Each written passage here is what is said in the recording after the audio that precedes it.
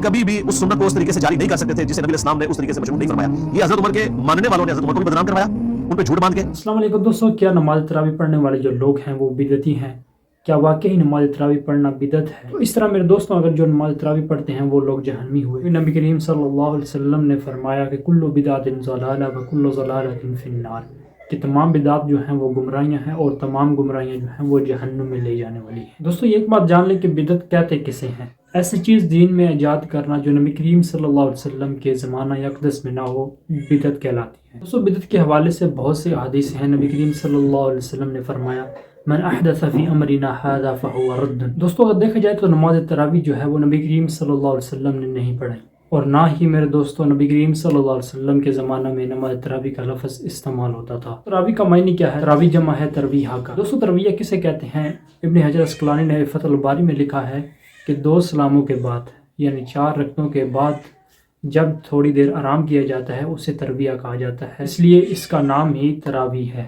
دوستو، نہ تو قرآن میں یہ لفظ ملتا ہے تراویح کا، اور نہ ہمیں احادیث کی کتابوں میں یہ ملتا ہے کہ تراویح کا لفظ نبی کریم صلی اللہ علیہ وسلم کے زمانہ میں استعمال کیا گیا ہو. تو دوسری بات یہ رہی کہ نبی کریم صلی اللہ علیہ وسلم نے صحابہ کو نماز تراویح نہیں پڑھائی. تو قرآن پاک میں اللہ تعالیٰ فرماتا ہے سورۃ اسراء میں وَمِنَ اللَّيْلِ فَتَہَجَّدْ بِهِ نَافِلَةً لَكَ عَسَىٰ أَن يَبْعَثَكَ رَبُّكَ مَقَامًا مَحْمُودًا. نافلۃ لک یعنی رسول اللہ صلی اللہ علیہ وسلم پر نماز تہجد جو ہے وہ فرض تھی، لیکن اس کے علاوہ صحابہ ہیں ان پر نماز تہجد فرض نہیں ہے. نہ ہی نبی کریم صلی اللہ علیہ وسلم کے امتیوں پر نماز تہجد فرض ہے. دوستو، نافلۃ لک کے معنی یعنی اضافی نماز نبی کریم صلی اللہ علیہ وسلم کے اوپر ہی فرض تھے. دوستو، جو حدیث میں ہمیں ملتا ہے کہ نبی کریم صلی اللہ علیہ وسلم نے 3 رات جو قیام کیا وہ نبی کریم صلی اللہ علیہ وسلم کی نماز تہجد تھی، وہ نماز تراویح نہیں تھی. دوستو، صحیح بخاری میں ہے کتاب الصلاۃ والتراویح طریقہ سے مروی کہ نبی کریم صلی اللہ علیہ وسلم جو ہیں وہ نصف شب کو یعنی آدھی رات کو مسجد میں تشریف لے گئے تو نبی کریم صلی اللہ علیہ وسلم نے نماز پڑھی. اسی طرح صحابہ کرام نے بھی نبی کریم صلی اللہ علیہ وسلم کے پیچھے نماز پڑھی. تو دوسرے دن بھی ایسا ہوا کہ نبی کریم صلی اللہ علیہ وسلم نماز پڑھی تو نبی کریم صلی اللہ علیہ وسلم کے صحابہ نے بھی نبی کریم صلی اللہ علیہ وسلم کے پیچھے نماز پڑھی.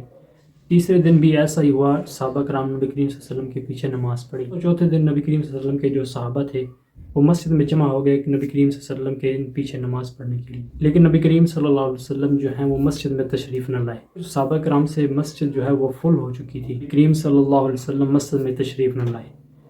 فجر کے ٹائم نبی کریم صلی اللہ علیہ وسلم تشریف لائے. نبی کریم صلی اللہ علیہ وسلم نے صحابہ کو مخاطب کر کے کہا کہ تمہارا یہ امر جو ہے مجھ پر مخفی نہیں تھا، یعنی چھپا نہیں تھا. میں جانتا کہ میں اس لیے مسجد میں نہ آیا اور نماز نہ پڑھائی، یہ نماز تمہارے اوپر فرض نہ کر دی جائے. تو صحیح بخاری میں یہ آتا ہے کہ اسی طرح یہ معاملہ چلتا رہا، یعنی نبی کریم صلی اللہ علیہ وسلم نے اپنی پوری زندگی میں پھر اسی طرح نماز نہیں پڑھائی کبھی بھی. حضرت ابوبکر صدیق جو ہیں ان کے دور میں بھی ایسا ہی رہا، انہوں نے جماعت کے ساتھ نماز نہیں پڑھائی.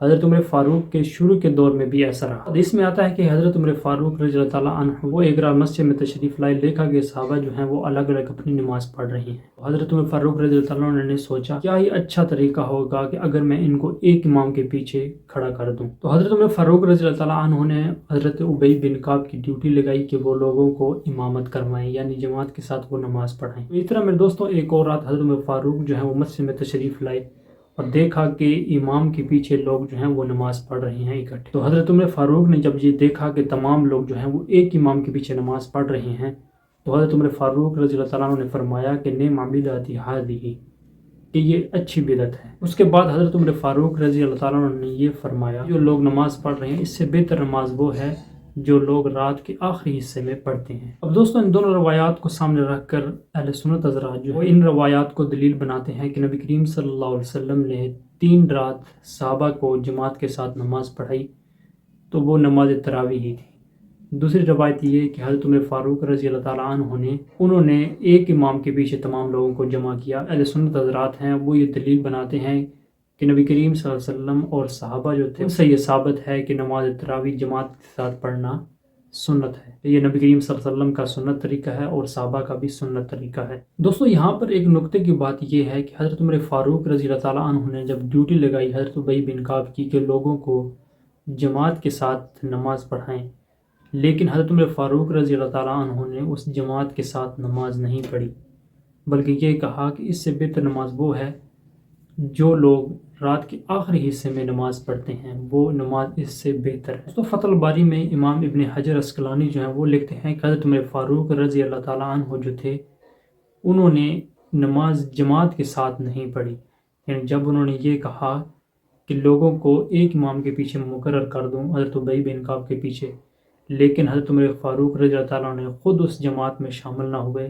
جماعت کے ساتھ نماز نہیں پڑھی۔ حضرت عمر فاروق رضی اللہ تعالیٰ عنہ یہ سمجھتے تھے کہ یہ نماز رات کے آخری حصے میں پڑھنا افضل ہے اور گھر میں پڑھنا ہی افضل ہے۔ تو دوسری بات یہاں یہ سمجھنے والی ہے کہ حضرت عمر فاروق رضی اللہ تعالیٰ عنہ دوسری رات جب آئے، دیکھا کہ لوگ ایک امام کے پیچھے نماز پڑھ رہے ہیں تو انہوں نے کہا کہ یہ بدعت ہے، یعنی حضرت عمر فاروق رضی اللہ تعالیٰ عنہ نے خود یہ کہا کہ یہ بدعت ہے، یعنی دین میں جو اضافی چیز داخل کی جائے اسے بدعت کہا جاتا ہے۔ اہل سنت حضرات جو دلیل بناتے ہیں کہ نبی کریم صلی اللہ علیہ وسلم نے صحابہ کو جماعت کے ساتھ نماز پڑھائی۔ دوستو یہ بات سمجھ لیں کہ نبی کریم صلی اللہ علیہ وسلم نے جو نماز پڑھائی تھی وہ خود انہوں نے، نبی کریم صلی اللہ علیہ وسلم نے صحابہ کو اپنے پیچھے جمع نہیں کیا، یعنی یہ حکم نہیں دیا کہ آپ میرے پیچھے نماز پڑھو۔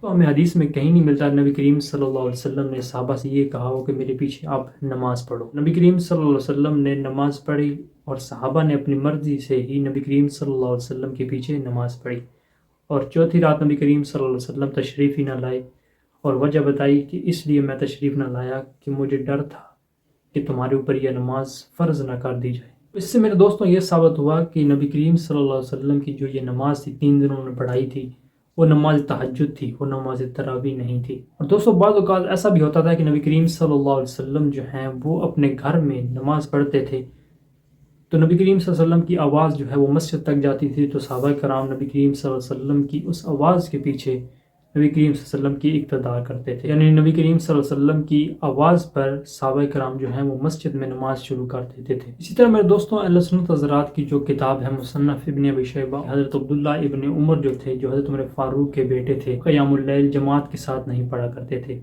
اسی طرح مصنف ابن ابی شیبہ میں باقاعدہ باب ہے، وہ لوگ جو جماعت کے ساتھ نماز نہیں پڑھا کرتے تھے بلکہ نماز علیحدہ پڑھا کرتے تھے۔ دوستو امید ہے اس ویڈیو کو دیکھنے کے بعد آپ کے علم میں اضافہ ہوا ہوگا۔ ملتے ہیں نیکسٹ ویڈیو میں، جزاکم اللہ۔